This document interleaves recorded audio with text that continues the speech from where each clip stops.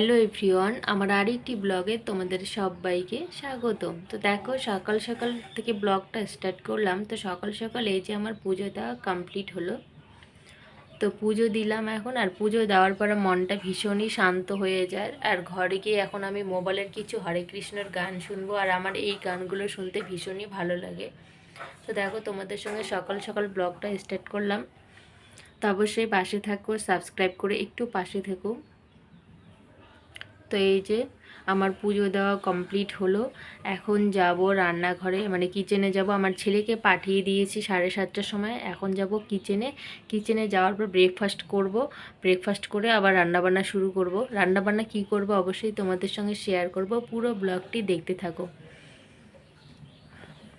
তো এই যে পুজোটা দিয়ে দিলাম। আর পুজোটা দিলে কি মনটা ভালো থাকে, সারাটা দিন সুস্থ থাকে, ভালো থাকে, তাই না?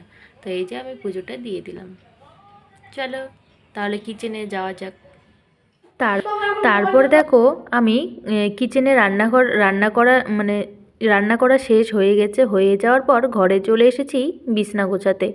তো ঘর ঝাড় দিতে, এটা করতে করতে তোমাদের সঙ্গে কিছু কথা শেয়ার করি। তো আমরা যাবো বিয়েবাড়ি কালকে। তো বিয়েবাড়ির জন্য প্রস্তুত হচ্ছে, মানে আগের দিন থেকেই সব কিছু কাজ সেরে ফেলছি। কারণ বিয়েবাড়ি গেলে জানোই তো, অনেক কাজ থাকে, সংসারের কাজ সব কিছু মিটিয়ে তারপরে যেতে হবে, তাই না? তো সেরকম মানে কি, বউ ভাতে যাবো, খাবো দাবো, চলে আসবো। কারণ এই কদিন থেকে আমি ভীষণই ব্যস্ত থাকবো। একটু ছেলের এক্সাম, আর ছেলের এক্সাম নিয়ে ভীষণ টেনশন। কারণ রেজাল্ট ভালো না হলে পরে আবার বকাবকি অনেক কিছুই প্রবলেম হয়। স্কুল থেকে অনেক মানে কমপ্লেন আসে। সেজন্য আগে পড়াশোনাটার দিকে ধ্যান দিতে হবে। সেজন্য বিয়েতে যাওয়া হয়নি। বিয়ে ছিল আজকে, তো বিয়েতে যাওয়া হয়নি, বৌভাতে যাব। তো বিয়ের ব্লগটা অবশ্যই পাবে, অবশ্যই কিন্তু তোমরা দেখবে, পুরো ব্লগগুলো দেখবে, তাহলে বুঝতে পারবে। তো একটা শাড়ি বের করব। তো সেটাও এখনই কাজটা সেরে, সব কিছু কাজ সেরে তারপরে আমি আলমারিটা খুলে গুছাতে হবে। আবার অনেক কিছু ব্যাগ গোছাতে হবে, আবার ব্যাগ প্যাকিং করতে হবে। জানোই তো, কোথাও গেলে শীতের সময় অনেক কিছু জামা কাপড় হয়, তার মধ্যে সোয়েটার নিতে হয়, জ্যাকেট নিতে হয়, এগুলো অনেক ফ্যাকরা কোথাও গেলে, জানো। তো দেখো, ঘরের কাজকর্ম অলরেডি হয়ে গেছে আমার। আরেকটা রুম ঝাড় দেওয়া হয়ে গেছে, আর আমাদের বেডরুমটা ঝাড় দেবো, কোণার ঘরটা ঝাড় দেবো, ব্যাস হয়ে যাবে।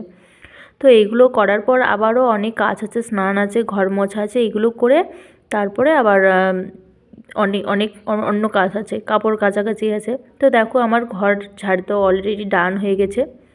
তো এরপরেই দেখো, স্নান সেরে ছাদে গেছি, কাপড় কেচে টেচে উপরে শুকোতে দিতে গেছি। তো তারপর দেখো, স্নান সেরে কিন্তু আমি নিয়েছি। স্নান সারার পর এখন যাব আমি ঘরে, আলমারিতে জামা কাপড় খুঁজবো।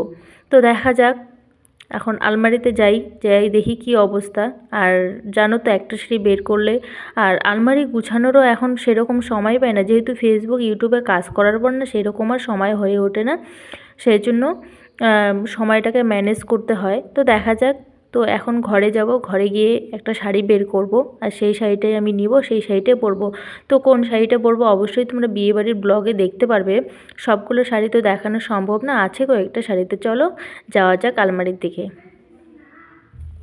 দেখো, শাড়ি বের করব, বিয়ে বাড়ি যাবোর জন্য শাড়ি বের করব। সেই শাড়ি বের করতে গিয়ে নাজেহাল, মানে কোন শাড়িটা বের করব। করার পরে দেখো, আমি আবার এইভাবে শাড়িগুলো রাখি, মানে প্যাকেটিং করে রাখি প্লাস্টিকে করে। এরকম করে না রাখলে না আমার ভালো লাগে না, মনে কি ধুলোবালি ভরে, যতই হোক আলমারির ভিতরেও তো ঢোকে না। সেজন্য আমি আমার শাড়িগুলোই যে এইভাবে প্যাকেটিং করে রেখে দিই। আর এই যে প্রত্যেকটা শাড়ি আমি ভাঁজ করে রাখলাম, মানে একটা শাড়ি বের করতে গিয়ে সবগুলো পড়েছে, সেই জন্য আমি সবগুলো ভাঁজ করে রাখলাম। দেখো কত সুন্দর করে রাখলাম। এদিকে আলমারিটা ঝাড়াও হয়ে গেলো, গুছানো হয়ে গেলো।